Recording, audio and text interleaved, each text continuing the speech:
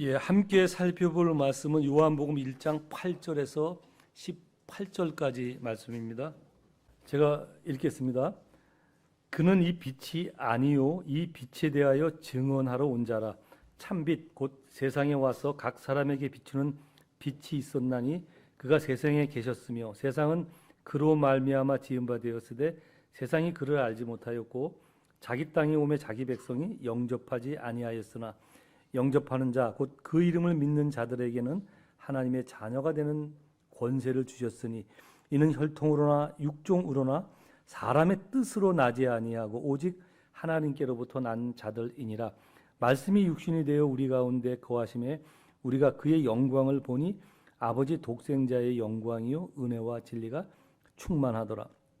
요한이 그에 대하여 증언하여 외쳐 이르되 내가 이전에 말하기를 내 뒤에 오시는 이가 나보다 앞선 것은 나보다 먼저 계심이라 한 것이 이 사람을 가리킴이라 하니라. 우리가 다 그의 충만한 데서 받으니 은혜 위에 은혜로라. 율법은 모세로 말미암아 주어진 것이요 은혜와 진리는 예수 그리스도로 말미암아 온 것이라. 본래 하나님을 본 사람이 없으되 아버지 품속에 있는 독생하신 하나님이 나타내셨느니라. 아멘. 잠시 기도하고 이 말씀 함께 살펴보겠습니다.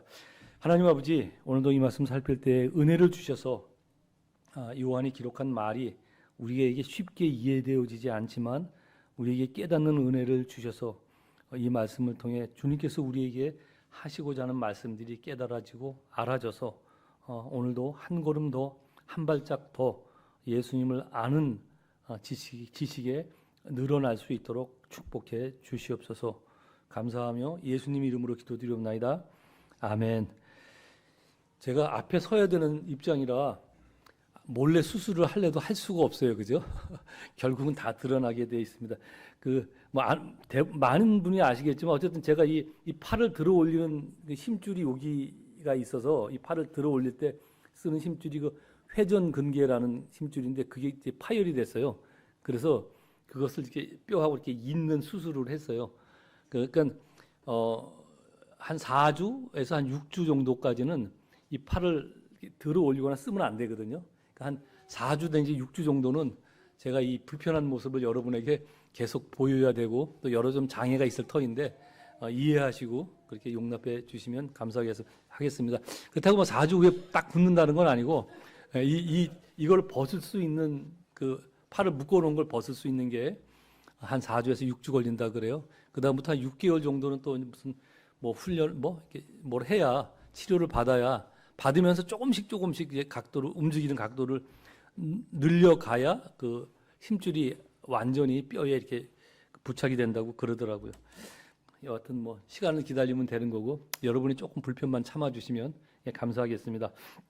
그래서 다행히 어제부터는 이 손가락은 좀 움직일 수 있어서 자판을 이렇게 밑에다 놓고 손 밑에다 놓고 그렇게 자판을 치면서 이제 간신히 설교 준비를 할 수 있었습니다. 그래서 그런지 하여간 제가 생각해도 이거 뭐 잘 전할 수 있을까 좀 걱정이고요. 잘 쉽게 설명을 해야 돼. 제가 본문 말씀 읽을 때도 보셨지만 요한의 이 서론이 되게 어렵거든요. 어렵지만 많은 의미를 담고 얘기했기 때문에 서론만 갖고도 할 얘기가 너무 많습니다. 그러니까 너무 많이 하면 또 복잡해지니까 그렇게 복잡한 데까지는 가지 않고 최대한 할 수 있는 만큼 잘 그 설명을 해 보도록 하겠습니다. 지난 주일은 선교 주일이라 사도행전 본문을 잠시 보았고 오늘 다시 요한복음으로 돌아왔습니다. 오늘이 요한복음 서론을 살피는 세 번째 시간인데 우리는 계속해서 요한이 이 서론을 통해서 소개하려는 예수님을 살펴가고 있습니다.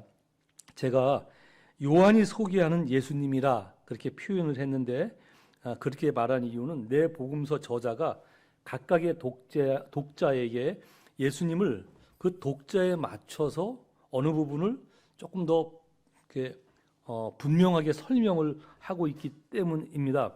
따라서 신약 성경에 예수님의 공생의 사역을 다룬 성경책이 즉 복음서죠. 복음서가 4권이나 있는 것이 얼마나 우리에게 큰 다행인지 모릅니다. 왜냐하면 그 4분의 그 각자의 독자에게 하는 설명을 통해서 예수님에 대한 이해를 여러 사람의 관점에서, 로마인의 관점에서 또는 헬라인의 관점에서, 유대인의 관점에서 그렇게 예수를 객관적으로 조금 더 정확하게 이해를 할 수 있기 때문입니다. 사실 세상에 많은 종교가 있지만 자기가 신앙하는 신앙하는 신이, 그러니까 믿는 신이 어떤 신인지 알고 믿는 사람은 그리 많지 않습니다. 그렇죠? 세상 모든 사람들이 어쨌든 뭐 어떤 잡신이라도 다 신을 섬긴다니까요. 제가 그랬잖아요. 인간이 존재했던 어떤 흔적에도 그 흔적은 다 신을 섬겼던 흔적이 있다고. 그러니까 뭐 저 파푸아 뉴기니아 같은 뭐 그 오지에 가서 옷도 하나 입지 않고 깨벗고 살았던 사람들의 삶의 흔적에도 반드시 있는 게 있죠. 뭐죠? 뭔가 신을 섬기는 흔적이 있다니까요. 그 왜 그런다고 말씀드렸죠? 인간이 하나님으로부터 왔기 때문에 인간에게 나타나는 본능적인 그 행태라 제가 이렇게 말씀을 드렸잖아요. 그런데 그렇게 뭔가 하여튼 자기만의 어떤 신을 섬기는데 그 신이 누구인지 알고 섬기는 사람이 많지 않은 정도가 아니라 거의 없다는 사실을 알아야 됩니다. 여러분, 한국 사람들 중에 토속신앙을 믿는 사람들이 기도할 때 천지신명께 비나이다 비나이다라고 기도를 하거든요. 그들이 기도하는 그 천지신명이 누구인지 아는 사람이 있습니까? 몰라요. 모르기 때문에 천지신명이라 그러는 거거든요. 하늘에 있는 신이든 땅에 있는 신이든 어떤 신이든 내 기도를 들어주십시오 하는 그 기도 내용이 천지신명께 빈다는 그런 말이라. 그러니까 신이 누군지 관심이 없어요. 그죠? 관심이 있는 건 뭐예요? 나를 그 신이 도와주느냐 하는 것입니다. 여러분, 언젠가도 말씀드렸지만 불교나 유교, 도교를 믿는 도교는 그들이 신앙하는 신이 없어요. 그죠? 그래서 유식한 말로 무신종교라 그랬잖아요. 세상에 있는 모든 종교를 두 개로 나눈다면 유신종교와 무신종교로 나눌 수 있는데 종교학적 그 표현이에요. 종교학에서 보면 그들은 무신종교라고요. 신을 믿는 종교가 아니야. 그러니까 뭐 따질 것도 없죠. 신을 믿는 종교가 아니까. 신을 믿자는 뭘 믿을까요? 자신을 믿는 거예요. 자신을 훈련을 해서 어떤 도를 깨닫는 데까지 가면 도가 뭐예요? 중국 선교에서 중국 성경이 마태복음을 기록할 때 태초에 도가 계시니 할 때 그 도. 이게 세상 이치거든요. 세상의 이치, 세상의 기준 뭐 이런 거거든요. 철학적으로. 그 도를 깨닫는 수준으로 내가 갈 수 있다는 거예요. 그러니까 사실은 신을 믿는 종교가 아니라 자신을 믿는 거죠. 그러니까 극기를 하고 훈련을 받고 그렇게 도를 쌓는 거라고요. 그 외에 또 신을 믿는 종교가 있죠. 근데 신을 믿는 종교는 두 개로 분리가 된다고 그랬어요. 유일신을 믿는 종교와 다신을 믿는 종교로 분리가 되거든요. 많은 경우 다신을 믿는 종교들이 많아. 예를 들면 인도의 힌두교, 자니아교, 다 인도 종교예요. 그다음에 일본의 신사, 보통 신토죠, 신토. 신토를 섬기는 사당을 신사라고 그러잖아요, 그죠? 그 일본의 신토, 중국의 천리교 등은 다신교입니다. 신이 엄청 많아요. 세상의 모든 것들을 다 신이라고 그래서 지나가는 원숭이도 신이고 강아지도 손이고 신이고 왜 그렇게 모든 것을 신이라 말하는지 아십니까, 여러분? 나를 도울 수 있는 신이면 그게 어떤 신이든 좋다는 거예요. 어떤 신이든 나를 도와주거나 내 편이 되어주거나 그러면 어떤 신이든 좋다고 섬기는 그런 종교가 다신교를 믿는 그런 종교입니다. 그러니까 신이 누군지 거의 대답을 못해요. 만이교 엄청 많잖아요, 신이. 그러면 유일신을 믿는 종교는 어떨까요? 대표적으로 유대교, 기독교, 이슬람교, 또 뭐 약간 변두리지만 뭐 그 바하이교, 조로아스터교 이런 종교들이 다 유일신 하나님을 믿는 그런 그 종교들이거든요. 그럼 그들은 하나님을 알까요? 자기들은 안다고 말해요. 그죠? 그 안다고 말하는 근거는 자기가 갖고 있는 자기들이 만든 종교이거든요.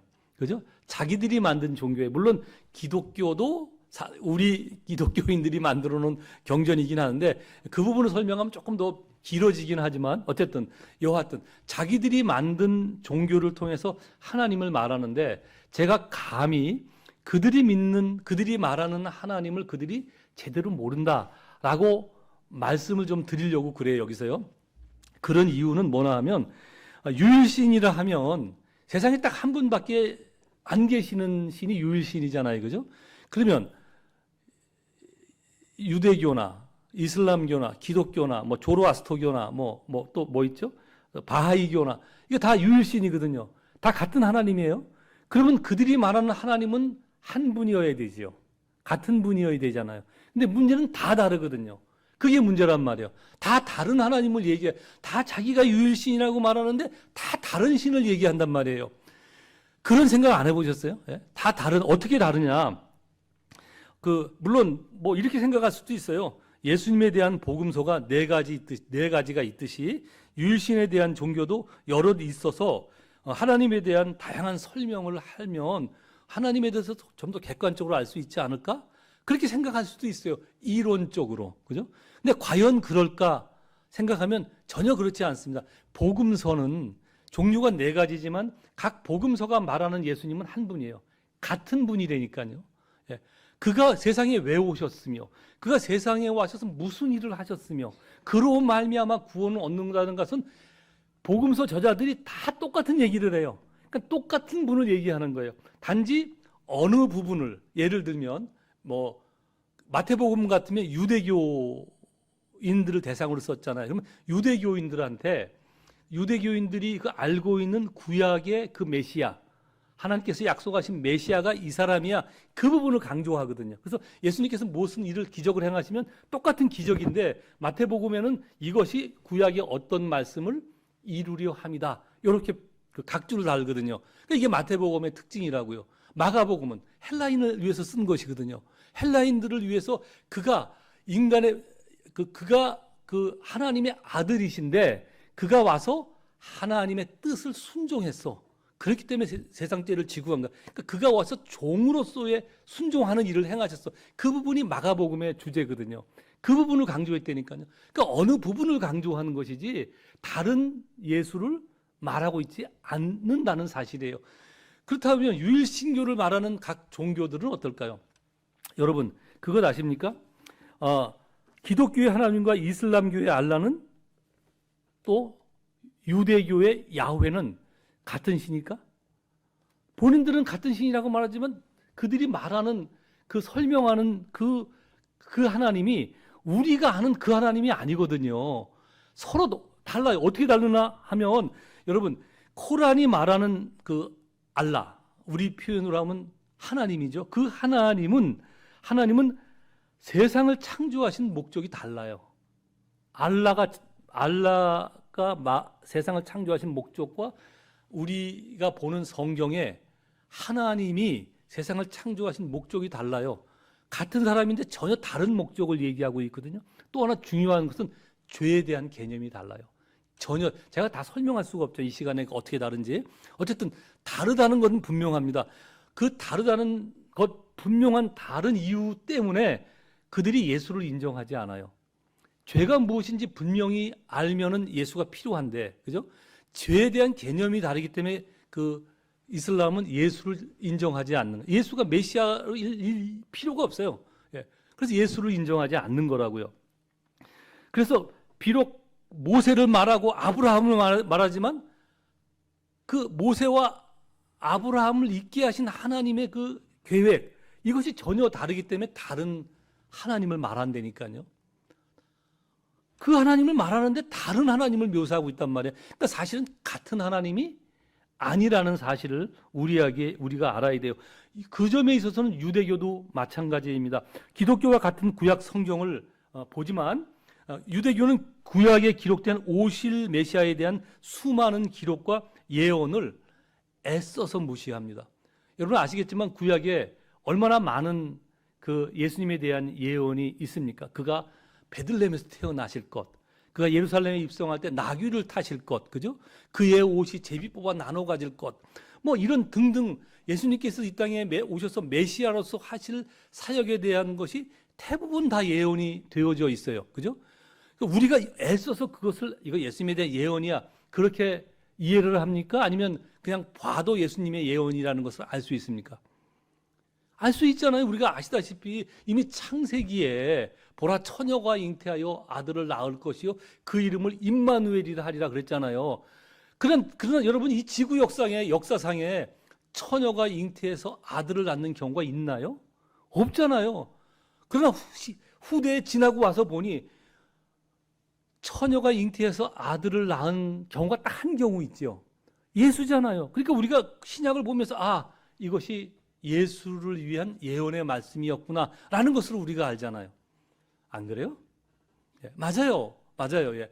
근데 그들은 애써서 예수님에 대한 예언을 유대교 철저히 외면해 버리거든요. 그러니까 자기네들이 구약 성경을 가장 많이 알아, 잘 봐, 잘 깨닫고 있어. 그런데도 불구하고 애써서 예수님에 대한 예언을 부정한다니까요. 대표적인 예로 여러분 혹시 보셨겠지만 혹시가 아니에요. 많이 보셨겠죠. 이사야서 53장 그가 찔리면 우리의 허물이 인하며 그가 상하면 우리의 죄악을 인하며 그가 채찍에 맞음으로 우리의 나음을 입었고 그가 뭐 말없이 도수장에 끌려가는 양같이 뭐 그러면서 예수님께서 십자가 지실 때의 그 상황을 얼마나 잘 묘사해 놨는지 몰라요. 또 이제 대표적인 예가 또 시편 22편 나중에 집에 가서 한번 보십시오. 예수님이 십자가상에서 말씀하시는 내용이 그대로 기록되어져 있어요. 뭐라고 세상 사람들이 저가 하나님의 아들이면 혼자서 내려올 수 있을 텐데 그렇게 말한 조롱의 말, 그죠? 예수님의 옷을 제비뽑아 나눠 가질 것, 또 그 예수님의 그 손발이 못에 박힐 것 이런 것들이 마치 그 예수님의 십자가 장면을 이렇게 보면서 묘사한 것처럼 자세히 기록되어져 있거든요.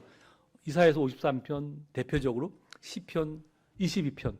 그런데 유대인들은 그 구절을 어떻게 볼까요? 어떻게 보는 게 아니라 안 봐요. 예. 애써서 그냥 넘어간다니까요. 애써서 무시한다고요. 그러니까 그런 부분을 근데 여러분 그거 아세요? 근데 예수님이 이 땅에 오셔서 뭐라고 말씀하시냐면 누가복음 24장에 보면 예수님께서 이렇게 말씀합니다. 모세와 모든 선지자의 글로 시작해서 모든 성경에 쓴 바 자기에 관한 것을 자세히 설명하니라. 그러니까 구약 성경의 모든 글이 자신에 관한 기록이라는 말씀을 예수님이 직접 하신다고요. 그죠? 그런데 구약에서 그 예수님을 다 빼버려요. 유대교가 다 빼버리면 그 유대교가 말하는 하나님은 정상적인 하나님일까요? 아니요. 정상적인 하나님일 수가 없는 거예요. 그죠? 그러니까 진짜 세상에 많은 종교가 있지만 우리가 그 세상에서 말하는 그 하나님, 자기가 믿는 신이 어떤 하나님이라는 것을 제대로 알고 믿는 종교는 제가 용감하게 말합니다. 우리밖에 없어요. 여기서 우리를 하면 이 자리에 있는 우리가 아니라 예수를 주라고 고백하는 사람들 밖에는 없다는 사실을 우리가 알아야 됩니다. 그러면 어떻게 그렇게 니들이 믿는 신이 그 하나님이 가장 올바르게 깨달은 하나님이라고 말할 수 있느냐? 어떻게 할 수 있을까요? 어떻게? 예, 그 부분을 요한이 설명을 하고 있어서 오늘 본문과 상관이 없는 얘기를 제가 좀 길게 그렇게 두서없이 드린 것입니다. 여러분, 지난 시간 요한 사도가 예수님을 세상에 소개하면서 어떻게 그 부분도 말씀을 드리고 가야 되겠네요. 여러분, 그러면 그 유일신 하나님을 세상 사람들이 몰라요. 그리고 안다고 하는 사람이 각자 다르게 묘사를 해요. 왜 그런 일이 벌어질까요? 왜? 아니, 다 같이 하나님을 말한다고 그러면서 어떻게 그렇게 다른 하나님을 말할 수 있느냐 말이에요. 그죠? 알라나, 뭐, 이슬람교나 유대교나, 어떻게 다른, 기독교까지 포함해서 어떻게 내 종교가 그 유일신 하나님을 믿는다 그러는데 어떻게 다 다르게 그렇게 묘사를 할 수 있냐고요. 왜 다르게 묘사를 하나 하면 하나님을 본 사람이 없기 때문에 그래요. 하나님은 영이시잖아요. 그죠? 세상에 육체를 입고 육체가 아니라 모양으로 나타내신 적이 없다니까요. 본 적이 없으니까 다 어떻게 해요?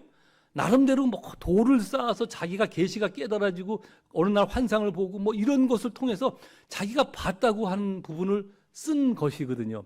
여러분 그런데 그것 아십니까? 기독교도 마찬가지예요.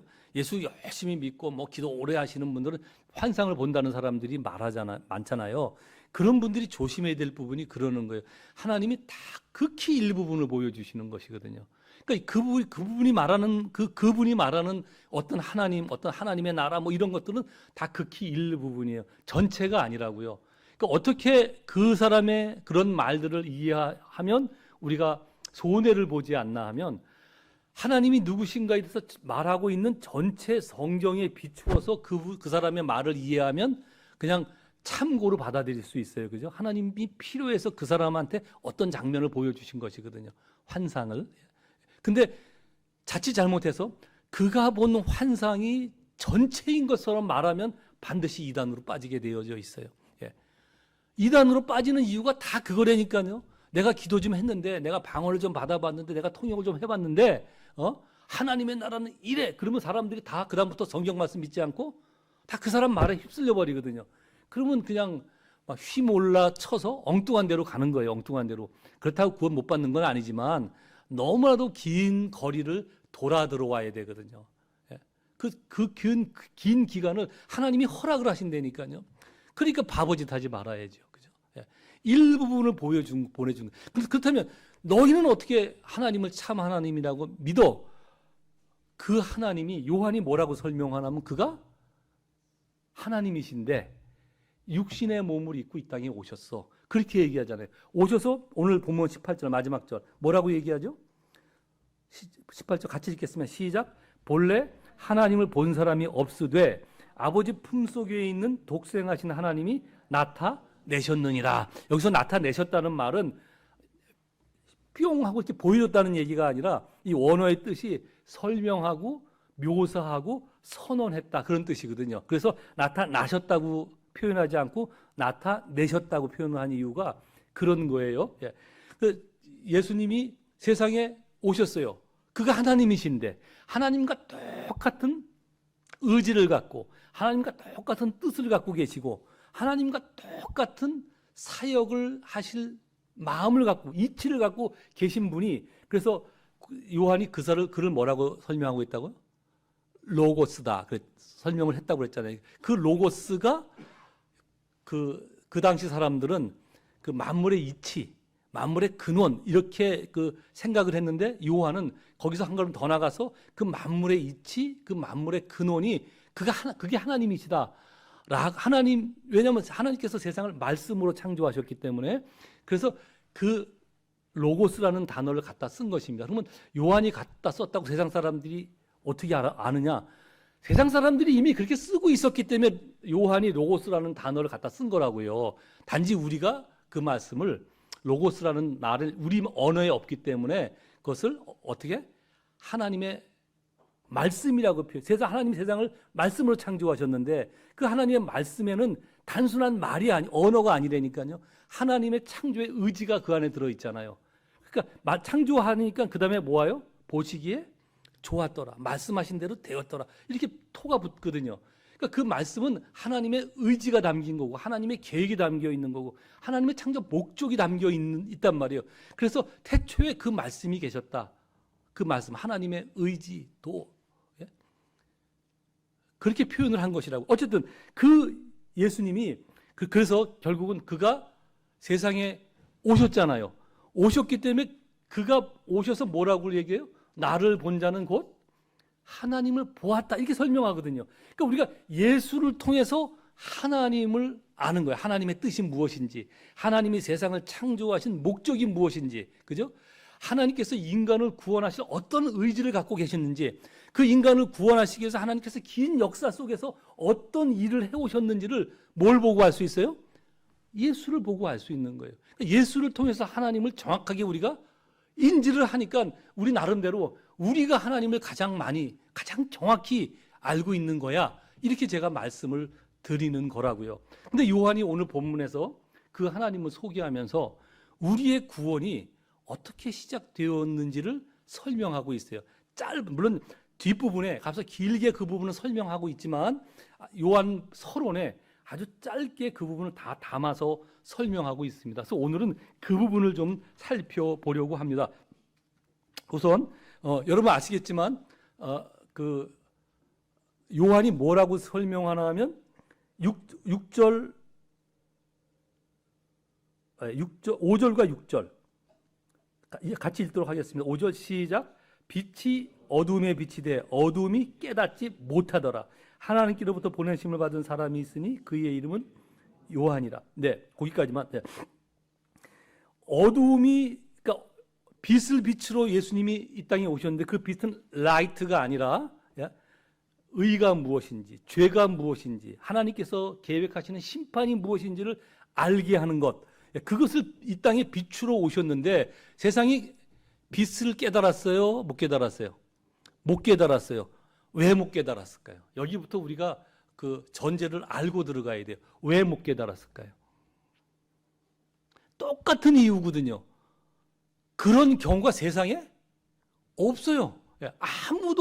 세상에 아무도 하나님을 경험한 사람이 없듯이, 본 사람이 없듯이, 그런 예수가 이 땅에 오신 것을 하나님과 똑같으신 하나님이래요. 근데 그가 이 땅에 몸을 입고 이 땅에 오셨어요. 세상의 빛을 빛으로. 근데 그런 경우를 세상이 본 적이 있어요? 본 적도 없지만 이성에 맞아요? 하나님이 죄인된 인간을 구하러 육신의 몸을 입고 이 땅에 오셨대요. 그죠? 그런 경우는 세상에 없어요. 우리 논리에 없다니까요. 원래 없기 때문에 논리에 없는 거예요. 그렇죠? 원래 없기 때문에 우리의 이성에 없는 거예요. 경험이 없기 때문에 논리를 만들어낼 수가 없는 거예요. 없다니까요. 그게 없으니까 당연히 못 깨닫잖아요. 그래서 빛이 어둠의 빛이 돼 깨닫지 못하더라. 그런데 하나님께서 그래서 다른 방법을 하나님께서 사용하셨어요. 그게 뭐냐면 하나님께로부터 보내심을 받은 사람이 있으니 그의 이름은 요한이라. 그가 증언하러 왔으니, 이 사람이 하나님이야 이렇게 증언해 줄 사람이 필요했다는 거예요. 그 빛에 대하여 증언하고 모든 사람이 자기로 말미암아 믿게 하려 함이라. 요한은 그 사명을 띠고 오셔서 예수님이 딱 이제 사생의 30년을 마치고 공생애를 시작하러 오실 때 바로 보자마자 뭐라고 그랬어요? 보라, 저가 세상 죄를 지고 가는 하나님의 어린 양이로다. 그렇게 그를 향해서 세상에 소개를 했거든요. 그때부터, 근데 놀라운 일이 생겼어요. 근데 그때부터 믿는 자들이 생겼어요. 희한하죠, 그죠? 예? 세상은 본 사람이 없는데, 본 사람이 없고 경험이 없고 이성이 없는데 누가 딱 증언하자 어떤 사람, 다가 아니에요. 어떤 사람들이 그를 믿기 시작했다는 것입니다. 그래서 12절 어떤 결과가 생겨졌냐면 12절 읽겠습니다. 시작. 영접하는 자, 곧 그 이름을 믿는 자들에게는 하나님의 자녀가 되는 권세를 주셨으니. 굉장히 이 말은, 이 성경 구절은 그 연구의 대상이 되는 성경 구절입니다. 왜냐하면 영접하는 자, 곧 그 이름을 믿는 자들에게는, 이게 조건문이잖아요. 그죠? 믿으면 하나님의 자녀가 되는 권세를 주셨다. 그렇게 우리가 읽혀지기 때문에 이 구절로 인해서 사실 예를 들면 우리 잘 아시겠지만 기독교도 이 구원에 있어서 예를 들면 뭐 감리교와 성결교가 믿는 구원에 대한 그 주장이 다르고, 그다음에 장로교와 침례교가 믿는 구원에 대한 그 도가 차이가 있어요. 뭐 다 아는 사람은 알겠지만 장로교와 침례교는 예정론을 믿어요. 하나님께서 믿는 자를 이미 선택해 놓으셨다라는 것을 믿는 거고, 그다음에 성결교와 감리교 쪽은 자유의지론을 믿어요. 이게 무슨 얘기나 하면 내가 누구든지, 성경에 얼마나 그 구절이 많아요. 누구든지 내가 예수를 믿겠다고 하나님은 이미 손을 내미신 거예요. 인간을 향해 구원을 내밀었는데 최종적으로 인간이 그 하나님의 구원의 손을 붙들어야만 구원에 이를 수 있다라고 설명을 해요. 여기 영접하는 자, 곧 그 이름을 믿는 자들에게는 하나님의 자녀가 되는 권세를 주셨으니, 이렇게 기록되어져 있으니까.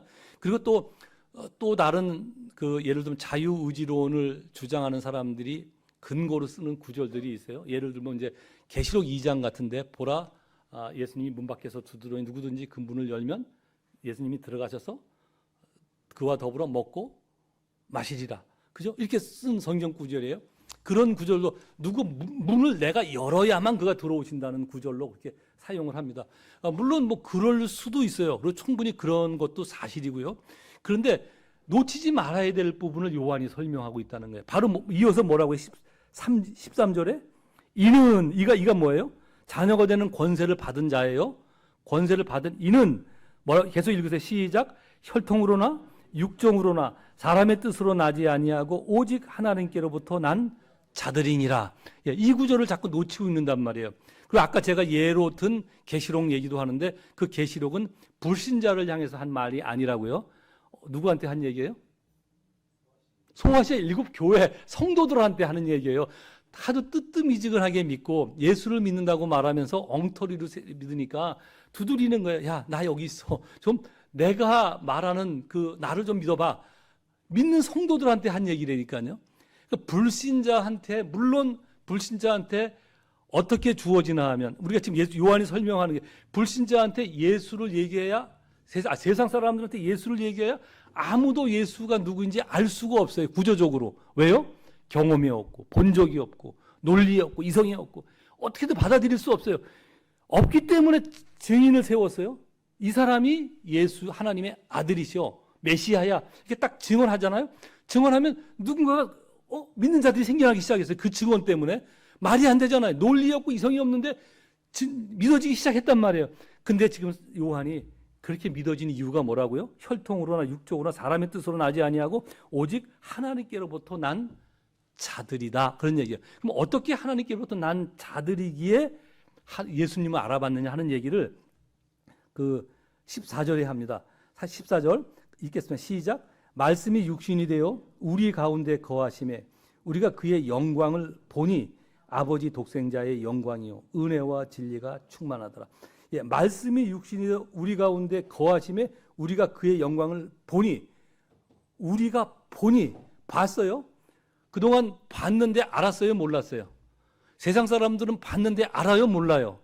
몰라요. 모르는데 우리에게 보여줬어요. 그죠? 왜 보여줬을까요? 12절. 12절. 13절. 이는 혈통으로나 육적으로나 사람의 뜻으로 나지 아니하고 오직 하나님께로부터 난 자들이기 때문에 그것이 알아진다는 얘기예요. 그 얘기를 하고 있는 거예요. 그 얘기를 지금 요한이 그 얘기를 이렇게 힘들고 어렵게 했다니까요. 그래서 16절 15절부터 있죠. 15절과 16절 17절까지 하겠습니다. 15절 시작. 요한이 그에 대하여 증언하여 외쳐 이르되 내가 전에 말하기를 내 뒤에 오시는 이가 나보다 앞선 것은 나보다 먼저 계심이라 한 것이 이 사람을 가리키려 하니라. 우리가 다 그의 충만한 데서 받으니 은혜 위에 은혜로라. 율법은 모세로 말미암아 주어진 것이요 은혜와 진리는 예수 그리스도로 말미암아 온 것이다. 예, 여러분 보세요. 분명히 세례 요한이 예수님보다 6개월 먼저 태어난 사람이에요. 근데 요한이 예수님에 대해서 증언하면서 내 뒤에 오시는 이가 나보다 먼저 있대요. 이게 인간 논리에 맞아요? 안 맞아요. 안 맞는데 예수가 증언하자 내가 말한 사람이 이분이야. 그런데 사람들이 믿기 시작했어요. 믿으니까 어떤 그 결과가 만들어졌냐면 우리가 다 그의 충만한 데서 받으니 은혜 위에 은혜더라. 그가 딱 나타났는데 그로부터 뭐가 오기 시작했어요? 은혜가 오기 시작했어요. 여러분 은혜가 뭡니까? 값없이 받는 선물이에요. 예수님께로부터 뭘 받았어요, 우리가? 예, 구원 받은 거예요, 구원. 제가 설교 마치고 나면 오늘 은혜 받았어. 예, 그렇게 우리가 관용으로 써서 그런 말을 왜 하는지는 알지만 여러분 은혜는 감동이 아니라니까요. 사실이라니까요. 그 사실이 뭐냐? 예수님께로 받은 구원이라고요. 근데 그 은혜를 다르게 원어의 뜻으로 보면 그게 선물이라는 뜻이거든요. 왜 선물로 표현했나 하면 우리는 은혜라고 번역을 했고 그 나라 말로 그 시대 말로 하면 선물인데 왜 그렇게 말했나 하면 원인이 나한테 없기 때문에 그런 거예요. 원인이. 예. 구원은 원인이 나한테 없는 거예요. 내가 믿어요. 내가 믿어야 돼요. 분명히 내가 고백을 해야 됩니다. 내가 선택을 해야 되고 내가 결심을 해야 되고 내가 한 발 더 가까이 들어와야 돼요. 그런데 그렇게 하게 된 동기는 내가 뭘 의지로 갖고 되는 게 아니라니까 나한테 내 눈이 열려지도록 하나님께서 은혜를 베푸셨기 때문에 그래요. 지금 요한이 그 설명을 하는 거예요. 그가 빛으로 세상에 왔는데 세상이 깨닫지 못하더라는 거예요. 그래서 요한을 대서 요한이 외쳤더니 누군가는 보더라는 거예요. 그 보는 이유가 사람이 혈통으로나 육적으로 나지 아니하고 하나님의 뜻으로 말미암았기 때문에 보였다는 거예요. 아시겠어요? 여러분 우리가 다 그런 은혜를 가진 자들이에요. 그 은혜를 받은 자들이라고. 그 은혜의 구체적인 내용은 뭐냐 하면 하나님의 자녀가 되는 권세. 그것을 하나님의 자녀가 되는 권세라 이렇게 말한 거예요. 저와 여러분 하나님의 자녀가 되는 권세를 받은 자들이라니까요. 근데 여러분 우리가 왜 종종 자꾸 넘어지죠? 하나님의 자녀가 되는 권세를 받았는데 왜 자꾸 종종 넘어지나요? 똑같은 이유입니다. 하나님의 자녀가 되는 권세를 받았는데 그 권세가 세상에 없어요. 경험에 없고 이성에 없고 논리에 없고 삶의 흔적 속에 인간사의 그런 경험이 없어요. 없으니까 자꾸 의심이 되고 흔들리는 거예요. 여러분 그거 아십니까? 예수님의 제자들이나 세례 요한까지 포함해서 모든 신앙을 그 마음에 담아갔던 사람들이 한 번에 예수를 이렇게 잘 믿게 된 것이 아니라는 사실이에요. 그것을 알면은 여러분에게 주어진 하나님의 권세가, 그러니까 자녀가 되는 권세가 얼마나 큰 것인지 여러분이 깨달을 수 있습니다. 여러분 우선 세례 요한부터 좀 알아볼까요? 세례 요한은 예수님이 하나님의 아들이라고 증언하러 온 사람이에요. 근데 그 세례 누가복음 9장, 마태복음 11장. 마태복음 11장에 보면 잠시만요. 한번 확인하겠습니다. 마태복음 11장에 보면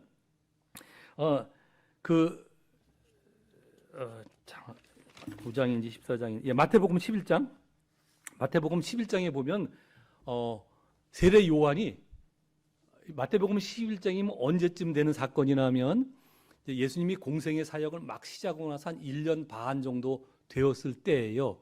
그때 세례 요한도 계속 예수에 대해서 증언했거든요. 근데 증언하다가 그 당시 그 갈릴리 지역을 다스리던 분봉왕 헤롯의 아들 안티파스한테 붙잡혀갖고 옥에 갇혀요. 갇혀서 언제 죽을지 모르는 상황이 놓여요. 예수님이 사역을 시작한 지 1년 반 정도 되었을 때. 근데 보십시오. 같이 지금 세례 요한이 예수님을 증명했어요. 증거했어요. 세상 앞에. 그래서 예수님이 계속 사람을 막 이렇게 모으고 하나님의 나라에서 전파하고 다니고 세례 요한도 계속 다니면서 계속 서포트해요. 저 사람이 메시아라고. 그런데 그러다가 세례 요한이 이제 옥에 갇혀요. 죽게 됐어요. 왜 죽게 됐는지 알죠? 그 안티파스가 그 부인 헤로디아를 얻었는데 그 헤로디아가 자기 동생의 아내거든요. 그 동생한테 강제로 빼앗고 자기 아내로 삼았어요. 근데 세상에 아무도 그 얘기를 하지 못해요. 죽을까 봐. 워낙 못됐거든요. 워낙 못해서 아무 얘기도 못하는데 그 세례 요한이 하나님 앞에 불법을 저질렀다고 많은 사람 앞에서 막 이렇게 증거하고 다니니까 요즘에 자주 등장하는 입틀막, 그냥 입을 틀어 막으려고 갔다가 그냥 옥에다가 가둬버린 거예요. 그리고 이제 조금 있다 이제 결국 목을 쳐서 죽여 없애잖아요. 그런데 그 죽기 직전에 그 예수님이 십자가에 돌아가시는 그해 세례 요한도 죽거든요. 바로 직전에. 근데 어쨌든 그 죽기 직전 한 1년 반 정도 됐는데 옥에 갇혔는데 문득 의심이 드는 거예요. 저 사람 메시아가 맞아? 아니 본인이 여지까지 그 사명이 그렇게 해왔는데. 그래서 마태복음 11장에 보면 세례 요한이 예수님한테 자기 제자들을 보내요. 와서 물어요. 당신이 진정 오실 그러니까 구약에 기록된 그이가 맞습니까? 하고 물어요.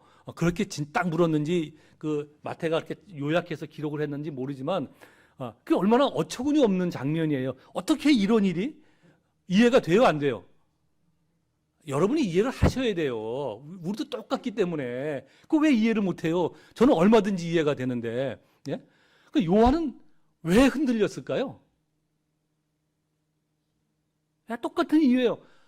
세상 이치였거든요. 그런 메시아는. 왜 그 당시 메시아는 우리가 나중에 시간이 흐르면서 그 메시아가 구원자라는 뜻이잖아요. 그죠? 구원자인데 그 메시아가 어떤 구원자라면 우리를 죄에서 구원할 그 메시아로 오셨는데 그 당시 유대인들은 성경에 기록된 메시아를 기다릴 때 힘에서 구원할 메시아, 즉 로마의 힘에서 압제해서 구원할 메시아를 기다렸거든요. 로마뿐만 아니라 어떤 힘이든지 구속되어 있는 자기를 구원해 줄. 그러니까 세례 요한도 저가 메시아라고 외친 건 맞았어요. 믿었어요. 근데 시간이 흐르다 보면 그래도 내가 자기를 위해서 그렇게 세상에 외쳐댔는데 내가 지금 언제 죽을지 모르는데 나 정도는 그래도 빼줘도 되는 거 아니야? 그죠? 나 정도는 좀 어떻게 구원해줘도 나를 위해서 뭔가 힘을 좀 발휘해줘야 되는 거 아니야? 라고 생각하는데 전혀 아는 체 안 하거든요. 그러니까 이 사람 정말 맞아? 메시아 맞아? 이렇게 오해를 했던 거예요. 의심이 했던 거예요. 그 의심이 든다니까요. 누구든지 내가 여러분 다 어떤 하나님이 를 믿기를 원하는지 다 있잖아요, 각자가. 그죠? 제가 그랬잖아요. 각자 믿는 하나님이 다 다르다고. 예. 그래서 시간이 흐르면 흐를수록 여러분이 아는 하나님이 성경에서 말씀하시는 그 하나님과 하나님께 맞춰가는 거예요. 그게 신앙생활을 하는 거거든요.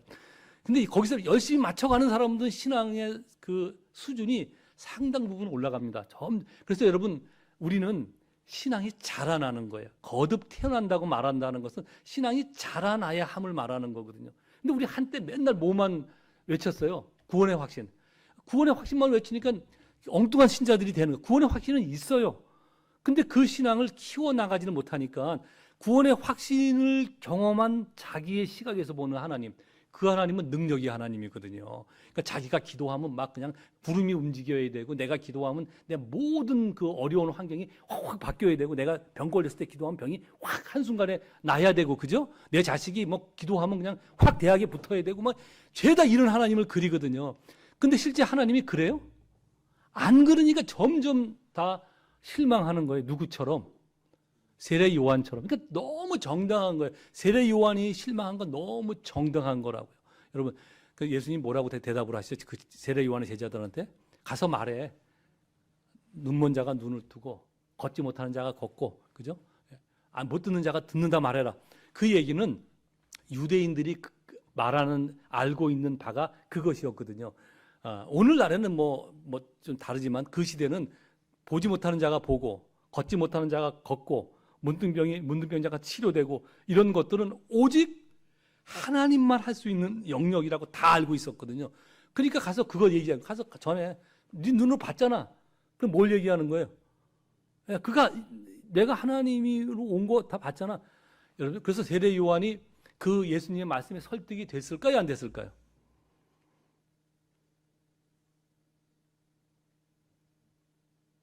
됐다, 안 됐다, 아무 기록이 없어요. 아무 기록이 없어요. 근데 저는 100% 됐다고 믿어요. 100%그 설득이 됐. 그 세례 요한이 계속 외친 게 뭐예요? 외친 것이 자기가 하나님. 세례 요한도 엄청 기적을 베풀었거든요. 세례 요한이 외친 센텐스가 뭐예요? 하나님의 나라가 가까이 왔다는 거거든요. 하나님의 나라가 임하였기 때문에 병든 자가 치료되고 걷지 못하는 자가 걷고 이런 일이 막 나타났단 말이에요. 예수님이 그 일을 하셨잖아요. 그거 설명했잖아. 봐, 내 하고 있잖아. 아하, 설득이 된 거죠. 설득이 됐으니까 그냥 뭐 아무 뭐 없이 그냥 그 안티파스의 그 포갑에 굴하지 않고 목숨을 내놓을 수 있었지 않았나, 그렇게 생각이 되어집니다. 여러분, 예수님의 제자들은 어떨까요? 제자들이 한순간에 내가 예수님의 제자가 되리라 그랬을까요? 마태복음에 보면 마태복음 9장에서 예수님이 그 베드로를 불러요. 베드로. 9장에 보면 이제 예수님이 그 갈릴리 호수에서 이렇게 지나가다 베드로가 이렇게 그물을 던지는데 못 잡거든요. 지나가시다 예수님이 그래요. 저 깊은 데 가서 그물을 한번 던져봐. 조금 전에 나왔어요. 근데 그렇게 얘기해요. 근데 가서 진짜 그물을 던졌어요. 그것도 희한하죠, 그죠? 아무것도 모르는 목수가 그물을 던지라는데도 불구하고 어쨌든 던졌어요. 던졌는데 고기가 엄청 잡혔거든요. 그러니까 딱 와서 하는 말이 뭐예요? 나는 죄인으로서이다. 예. 주여 나를 떠나소서, 그렇게 얘기해요. 왜 그렇게 얘기를 했을까요? 제가 옛날에 마태복음 강의할 때 그렇게 말한 이유를 설명해 드렸거든요. 왜 나를 떠나라고 얘기해요? 예수님이 베드로한테 집착을 했거든요. 그러니까 우리는 생각할 때 그 사건 때문에, 하나 때문에 베드로가 그 다음에 이제 예수님이 나를 떠나서 예수님이 나를 따르라 그러거든요. 그러니까 베드로가 그때 모든 억울을 버리고 예수님을 따라서 제자가 되기 시작한다고요. 그러니까 예수님 공생의 3년에 한 1년 반 정도 되었을 때 이제 그 제자가 된 거예요. 그러니까 제자들이 3년을 같이 다녔을까요? 안 다녔을까요? 3년 같이 다닌 건 맞아요. 그 부분을 설명하려고 그래요. 어쨌든 공식 12제자에 들어오는 것은 한 1년 반 정도 지났을 무렵인데, 여러분 생각해 보세요. 왜 나를 떠나소서 이렇게 얘기를 했을까요? 말씀드렸죠. 예수님이 베드로한테 집착을 했다고. 예. 그 집착한 것을 어떻게 알 수 있냐면 그 9장에서 그런 일이 벌어졌는데 앞에 누가복음 이제 그 부분은 이제 약간 또 이제 누가복음을 봐야 돼요. 누가복음 5장에서 그런 일이 벌어졌거든요. 근데 누가복음 4장에 보면 누가복음에만 기록된 거예요. 어떤 일이 벌어졌냐면 예수님이 베드로의 집을 찾아가서 그 장모의 병을 치료해 줘요. 근데 그때 그거는 놀라운 일이거든요. 왜냐하면 예수님이 그때는 어느 개인의 방을 찾아간 적이 없어요. 다 이렇게 여러 사람을 이렇게 대중 앞에서 늘 나타나셨거든요. 근데 예수님이 느닷없이 베드로의 집에 쫓아간단 말이에요. 쫓아가서 그의 장모의 병을 치유해 준다고요. 이 얘기는 뭐예요? 예수님이 베드로한테 집착을 했다는 얘기예요. 예. 근데 베드로가 그 예수님이 집착하는 것을 알고 있었거든요. 왜냐하면 계속 예수님이 자기 주변에 나타나셨어요. 그죠? 그 아까 그 3년이냐 1년 만이냐 말 때 3년이라 말하는 것은 베드로도 세례 요한이 예수를 증거하자 그때부터 예수님을 따라다니기 시작했어요. 정확하게 그렇다고 말하지는 않지만 성경에 많은 제자들이 그 예수님을 따라다녔다고 기록되어 있거든요. 거기에 베드로도 끼어 있었다고 저는 봐요. 베드로뿐만 아니라 마태도 예수님의 모든 제자들이 거기에 끼어 있었어요. 그래서 예수가 누구인 줄 알고 끊임없이 마음에 갈등을 겪었던 거예요. 그 갈등을 겪고 있을 때 한마디를 딱 찔러주니까 한순간에 무너진 거예요. 그러니까 베드로가 뭐라고 그래요? 나를 떠나소서 내가 죄인이로소이다. 그동안 계속 예수님이 죄에 대해서 얘기를 들었는데 믿을까 말까 믿어지지 않거든요. 경험이 없고 세상이 없는데 어떻게 예수가 믿어지냐고요. 그러니까 계속 이렇게 밀고 있었는데 와서 정확하게 당신 고기 잡는 데까지 찾아와서 그 얘기를 하니까 나를 떠나소서. 떠날 줄 알았는데 나를 따르라 그러니까 어떻게 해요? 야 포기하자. 그리고 이제 모든 걸 버리고 예수님을 따라 나선 거예요. 여러분 세리 마태는 어떨까요? 베드로 말고 마태가 세관에 앉아 있었어요. 예수님이 지나가다가 보고 나를 따르라 말 한마디 하니까 세리가 쫄래쫄래 따라 들어서요. 그래서 제가 그때 그 부분을 설교하면서 그런 얘기를 했어요. 아니 이렇게 전도하기 쉬우면 예수님이 다 모든 사람한테 하시면 되지. 왜 굳이 우리한테 해서 우리가 예수님 설명하면 누가 듣기를 해요. 뭐 선뜻 마음을 열기를 해요. 얼마나 어려워요. 그죠? 예수님 같이 나가다 한마디만 하면 돼요. 나를 따르라. 그러면 아무 소리 않고 제자들이 막 들러붙거든요. 근데 제가 그때 그런 얘기 했어요. 그런 게 아니라고. 그 사이에 뭐가 있다고요? 1년 반이라는 세월이 있단 말이에요. 계속해서 예수님이 제자들을 끌어모시기 위해서 늘 그 주변에 가서 말씀을 전하시고 계속 당신이 누군가를 나타내 보이신 거예요. 근데 아셨지만 나타내 보여준다고 세상이 믿든가요? 믿지 않는다니까. 하나님의 자녀가 되는 권세를 이미 하나님께서 우리에게 열어주셨기 때문에 그것이 알아지고 들려지고 거부할래도 거부가 안 되고 자꾸 관심이 가는 거예요. 그러니까 벗어나지 못하고 그 안에서 맴돌다가 결국은 어떻게 돼요? 결국은 손들고 항복하는 거예요. 그것이 구원입니다, 여러분. 그것이. 그래서 우리의 구원은 어느 날 갑자기 하나님의 은혜로부터 말미암은 거예요. 근데 하나님의 은혜로부터 말미암아서 지금 은혜 위에 은혜로 돌아 이렇게 얘기했는데 여러분 이 은혜가 한순간에 얻어지는 것은 사실이지만 이 은혜가 그렇다고 해서 한순간에 어느 완성된 단계에 가서 진짜 의심도 안 하고 그러느냐? 그러지 않다는 말씀을 제가 드리고 싶어서 그래요. 왜 그러면 계속 그런 일이 이렇게 벌어지죠? 세상에 없는 일이기 때문에. 예수를 믿는다는 것이 그것도 우리한테는 2000년 전에 돌아가신 그분이 내 죄를 위해 돌아가셨대요. 얼마나 어처구니 없는 얘기예요. 그죠? 아니 난 지금 이 시대에 살고 있고 그분은 언제 돌아가셨는데 그분이 왜 내 죄를 위해서 돌아가시냐고요. 근데 이런 말도 안 되는 얘기를 하는데도 불구하고 참 말이 돼? 이러면서도 앉아 있어요. 그죠? 이러면서 떠나지 못한다니까요. 그리고 조금씩 그것이 알아지고 느껴지고 경험되어진다니까요. 결국 예수님이 제자들을 다 뽑으셨잖아요.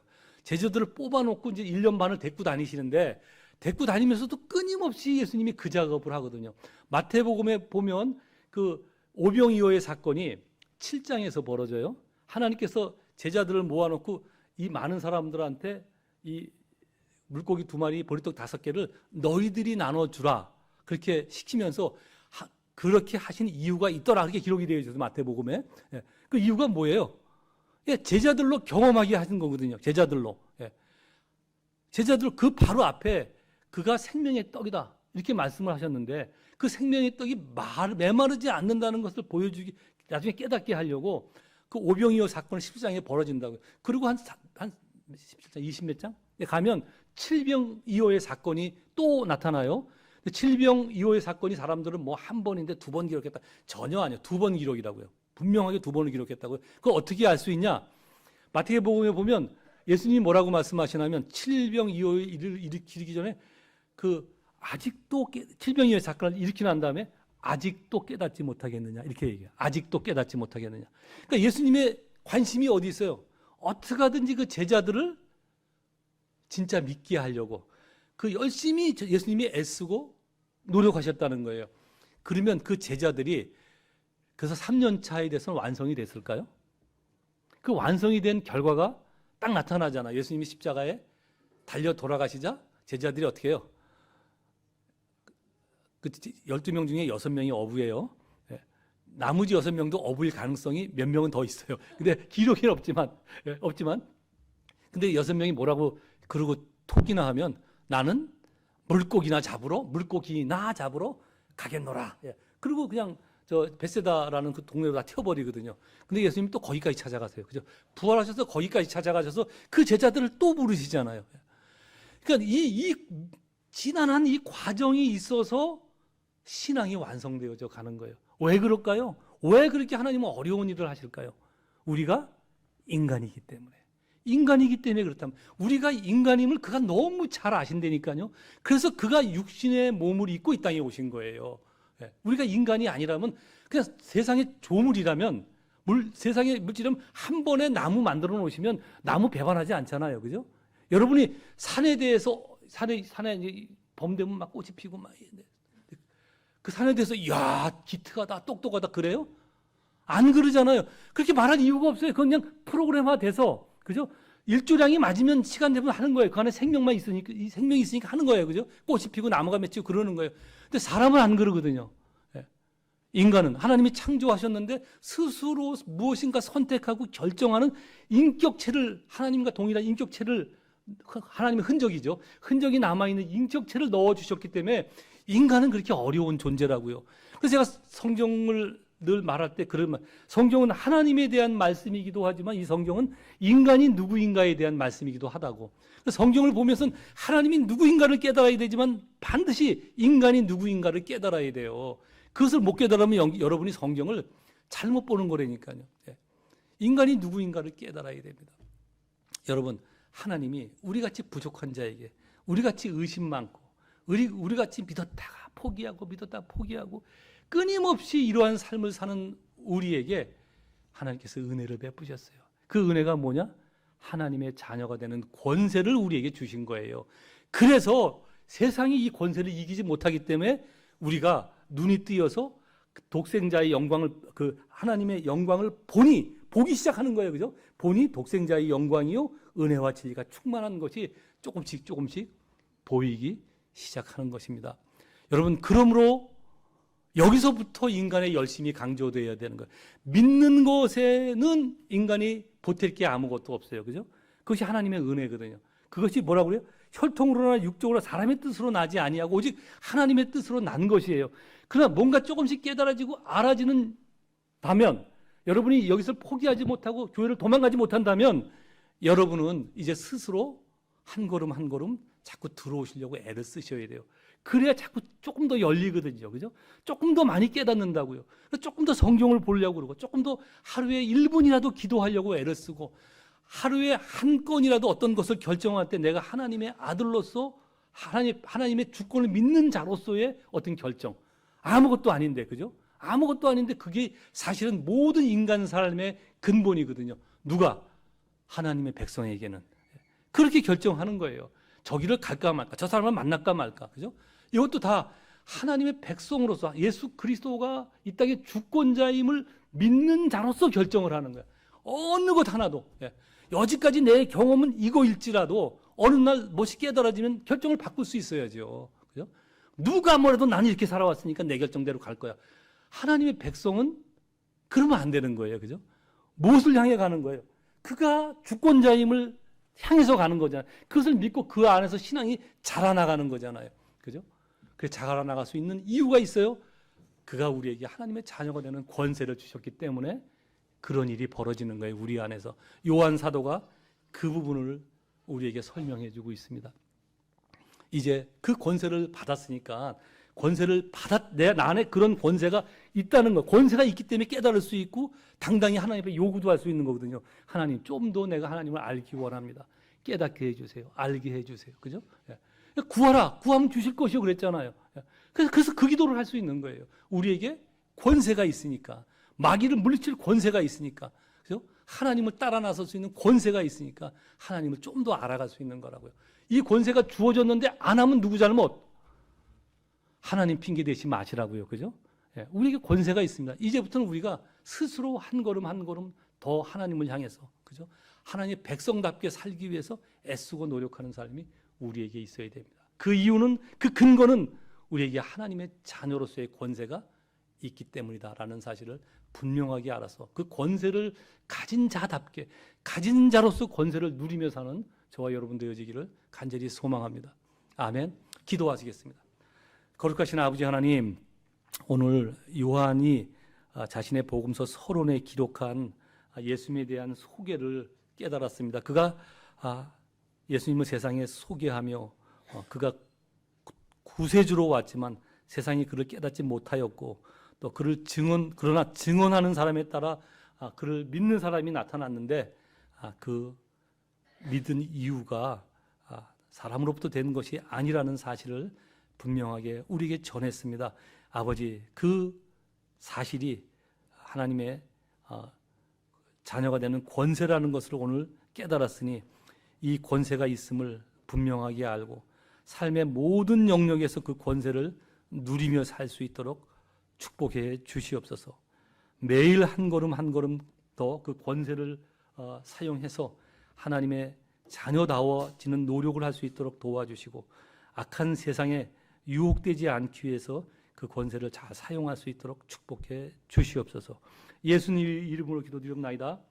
아멘. 90장 찬양하시겠습니다.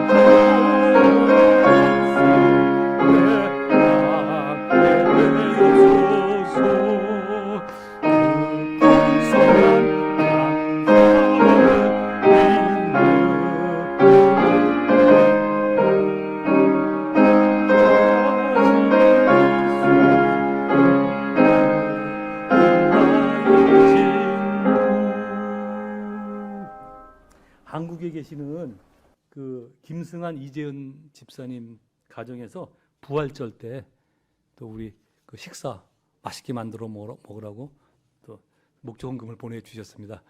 예, 헌금에 기도하겠습니다. 거룩하신 아버지 하나님, 주께서 은혜를 베푸셔서 저희가 주를 예배하러 나왔는데 주를 예배하러 나오며 하나님께서 우리에게 허락하신 물질 중 일부를 주 앞에 예물로 드렸습니다. 우리의 삶이 하나님의 인도하심과 간섭하심과 온종케 하심의 결과인 것을 우리가 알기에 주 앞에 우리의 마음을 들여 감사를 표현하였습니다.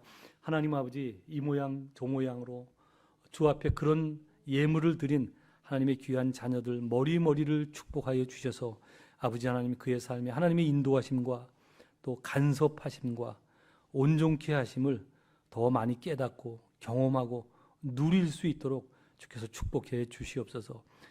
그리고 이 물질이 쓰여지는 곳에서 하나님의 영광이 나타나기를 소원합니다. 하나님의 교회가 든든히 이 타운에 서서 이 타운에서 맡은 이 시대에 또 이 시대에 태어나는 이 타운에 오는 사람들을 향한 우리 교회의 사명을 잘 감당할 수 있도록 복 내려 주시고 또 저희 교회가 돕는 선교사들을 통해서 세상 곳곳에 말씀이 자꾸 닫혀져가는 그 지역에 하나님의 나라를 넓혀가고 하나님의 사람들을 일깨워가는 그런 일이 풍성하게 일어나도록 복 내려 주시옵소서. 감사하며 예수님의 이름으로 기도드립나이다. 아멘. 예, 교회 소식 전해드리겠습니다. 저희 교회 처음 오셨거나 오랜만에 방문하시는 분들을 환영합니다. 우리 강한결 우리 학생 오셨는데 잠깐 교회를 방문한 줄 알고 있습니다. 잠깐 일어날 때 박수로 환영하겠습니다. 예. 우리 주찬 형제 친구, 친구인데 뭐 전도를 한 건지 교회 가겠다고 손을 든 건지 잘 모르겠지만 이도로 왜 어쨌든 간에 어쨌든 환영하고 일단 식사 시간에 좀 많이 그렇게 권면 그러니까 뭐라 그러죠? 그 바울이 로마서 편지를 마무리하면서 뭐라고 얘기하면 너 그 무난하라 이런 얘기를 한 장에 걸쳐서 하거든요. 그 무난하라 앉아도 돼요. 무난하라는 얘기가 바로 그런 거예요. 찾아가서 굉장히 적극적인 의미를 갖고 있고 찾아가서 위로해주고 권면해주고 칭찬해주고 그런 내용이에요. 우리 열심히 저 형제한테 그런 일들을 하는 여러분 되어지기를 무난하는 일을 해주는 여러분이 되어지기를 간절히 소망합니다. 예, 다른 광고하겠습니다. 지난주에 선교주의라 성경금 작정서를 했는데 대략 한 반도 안 하셨어요. 물론 안 하시고도 하시는 분들이 계시는데 웬만하면 다 작성을 해 주셔야 우리가 통계를 잡을 수 있거든요. 그리고 6월 달에 재정 편성할 때 그것을 이제 근거로 편성할 수 있으니까 헌금 작정서를 다 작성해 주십시오. 그래서 작성해서 헌금통에 넣어 주시고 가시면 저희가 통계를 내도록 하겠습니다. 웬만하면 온 교회 성도가 제가 말씀드렸잖아요. 1불도 괜찮고 2불도 괜찮고 그저 온 교회가 제가 그랬어요. 요즘에 그런 말 좀 안 했는데 믿음은 없을 수도 있어요. 뭐 성교 헌금 왜 내가 그걸 해야지? 그럴 수 있어요. 다 이해해요. 왜냐하면 이 믿음이 하루아침에 좋아지는 것이 아니기 때문에 특히 돈을 내놓는다는 건 굉장한 믿음이거든요. 없어도 있고 있을 수 있어요. 근데 의리는 있어야죠. 그죠? 의리는 있어야 되죠. 우리 공동체인데 공동체가 함께 일을 하자고 그러는데 공동체임에도 불구하고 나는 믿음 없어. 그러고 안 하는 거 좀 의리 없는 거 아니에요? 그 성도들은 믿음만 요구되는 게 아니라니까요. 의리도 요구돼요. 의리. 그죠? 의리는 있어야 되자. 의리는 갖자. 우리가 같이 공동체라는 같이 밥 먹잖아요. 그죠? 식구잖아요. 같이 밥 먹고 같이 놀고 우리 그러잖아요.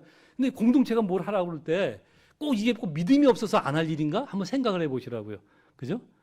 의리로라도 해도 괜찮으니 의리라도 생각해서 모든 성도가 다 동참해 줬으면 좋겠어요. 작정을 하고 1년 동안 책임져 주자 하는 그런 말씀을 다시 한번 드립니다. 바깥에 책상에 있습니다. 작정서 작성하셔서 헌금함에 넣어 주십시오. 지난 주일에 우리 설날 행사를 했는데 상일 집사님 오늘 해요? 예. 아, 그러면 이제 이 시간 나오셔서 지난 주일날 행사한 거 그 상품을 주도록 하겠습니다. 봉투가 작았다고 실망하지 마세요. 캐시입니다, 캐시. 그리고 지난주에 참가상 못 받아간 사람들도 있잖아요. 그것도 광고해 주시고요. 꼭 누르고 있으면 저쪽에서 해결할 것입니다. 예. 네, 그 어쨌든 간에 지난번 행사를 몸과 마음이 다치신 분 없이 다들 잘 하게 되어서 대단히 감사하고요. 네. 그 제기랑 윷놀이를 준비를 하긴 했는데 이게 저희가 생각했을 때 사순에 있는 친구들 같은 경우는 제기를 안 차본 친구들도 되게 많고, 근데 반대로 1순 분들은 뭐 왕년에 다 날라다니셨다는데 몸이 굳어서. 네, 여러 가지 이유로 사순과 함께 계속 각축을 벌이셔서 뭐 결론부터 말씀드리면 네, 1순과 사순이 네, 공동 3등이라고. 감사합니다. 네, 총 4명이 4팀 있었는데 공동 3등 했고요. 근데 저희가 이제 그래도 재정적으로 1순위 조금 더 유복한 경향이 있으니까 약간의 그 상품은 차등 지급을 했고요. 그래서 뭐 X는 네, 말씀드릴 수가 없는데 일단 그래서 저희가 3순과 1순 먼저 나오시면 제가 여기 시상을 해드리도록 하겠습니다. 이렇게 우와. 행사부 2명이 꼴찌 할 줄 알았는데 그래도 3등이에요. 꼴찌 3등이래잖아요.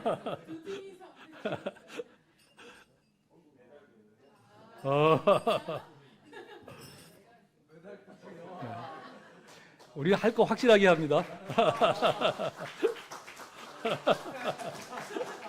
이게 집사님, 저기 사진 찍는데 잠깐 와서 포즈 한번 취하세요. 이게 밥 먹기 전에 이러는 거 안 좋아하는데 빨리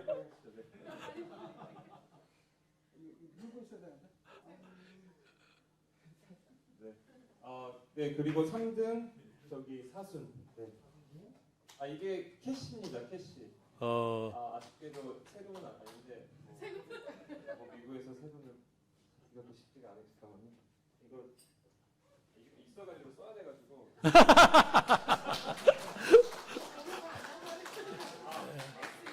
예.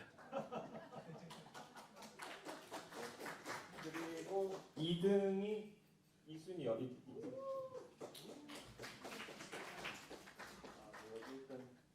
그리고 각순의 메달은 그 권상희 집사님한테 보관하라고. 아니 안 주셔도 안 줘.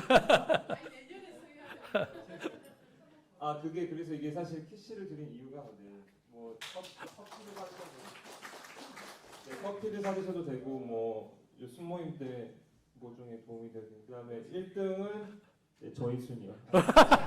와, 비리가 있다. 야, 이거 주최 측 비리다 이거 완전히. 근데 어쩔 수 없이 놀이를 생각할 때 뭐 좀 제가 편한 놀이를 하다 보니까 그래서 뭐 놀이 그래서 놀이 추천 받고요. 뭐 아까 또 뭐죠 부활절 때 또 뭐 만들어야 되는 것 같은데 행사 없다 그래서 맡았는데 정말 두 자릿수에 가까운 행사를 지금 진행 중인 것 같아서 원래 없다고 그러고 다 부탁해요. 네, 행사부 지원 받고요. 자원 및 지원을 받고 있고 또 놀이 혹시 뭐 하시고 싶은 거 있으시면 추천해 주시면 다음번에는 그 놀이를 반영을 하도록 하겠습니다. 수고 많으셨습니다. 수고하셨습니다. 그러니까 참가상. 참가상은 저희가 이제 그 페이크로 사실 다 키친타올인데 이제 지난번에 앞에다 깔아놓고 했었는데 가져가신 분도 계신데 안 가져가신 분들은 일단 집에 가실 때 2당 하나씩 가져가시면 되니까 가정당 하나 아니고 2당 하나입니다. 그래서 밖에다 이따 배치해 놓을 테니까 가져가시면 됩니다. 키친타올입니다. 부피 굉장히 좋아요. 그리고 지금 권성희 집사님이 그 행사부 모집한다고 그랬잖아요. 다음 분기를 위해서 모집하는 거거든요. 다음 그 회계연도, 행정연도를 위해서. 그러니까 또 하시겠다는 얘기니까 누가 좀 거들어서 행사부장 잘 해주셨으면 감사하겠습니다. 토요일 아침에 그 9시에 순장 공부 있습니다. 9시 반이 아니라 9시입니다. 왜냐하면 토요일 날 우리가 뭐 알고 있지만 그 이승화 집사님이 잠깐 교회를 사용하신다고 해서 우리가 빌려드렸잖아요. 그 시간이 11시, 10시? 10시인가 그렇게 알고 있어요. 그 안에 아마 찬양 연습도 조금 그 시간 조정을 해야 되지 않을까 생각을 합니다. 혹시 찬양 연습을 시간을 움직이지 수 없다 그러면 이승화 집사님한테 연락해서 그 시간을 좀 뒤로 미루라고 그렇게 연락을 해서 어쨌든 주는 우리니까 우리가 그 손해보지 불편당하지 않도록 그렇게 좀 해주시면 감사하겠습니다. 예.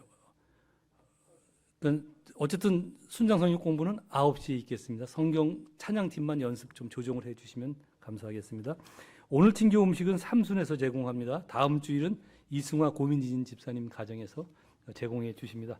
다른 광고 없으면 여기 치우 필요 없죠? 네.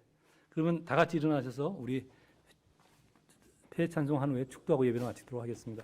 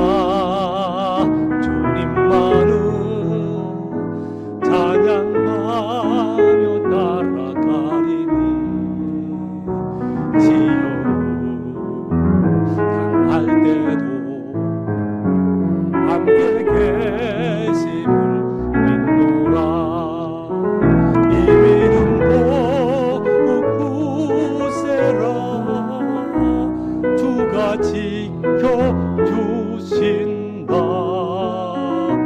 모든 밤에도 주의 밝은 빛 인도하여 주신다. 기도하겠습니다. 이제는 주 예수 그리스도의 은혜와 하나님 아버지의 사랑하심과 성령의 깨닫게 하시고 또 우리를 온전케 하시고 교통하시는 역사가 우리가 의심도 있고 또 때로는 잘 믿지도 못하지만 그러나 하나님께서 우리에게 주신 특권이 무엇인지 알아 그 특권 안에 거하기로 작정하는 여기에 모인 하나님의 귀한 자녀들 머리머리 위에와 이 교회 위에 지금부터 영원까지 함께 있을지어다. 아멘.